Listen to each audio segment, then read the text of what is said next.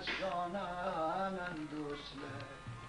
ای oldım mecnun sıfatinde acep divane men دوسله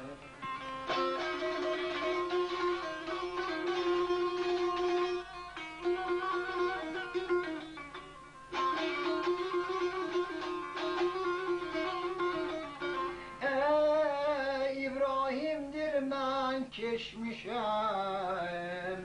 tamam mülk و eşyadan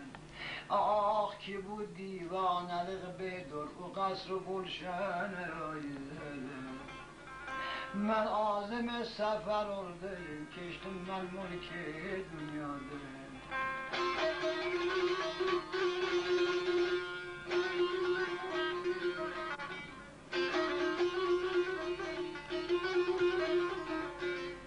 İbrahim'dir خداوند sana hitap ediyor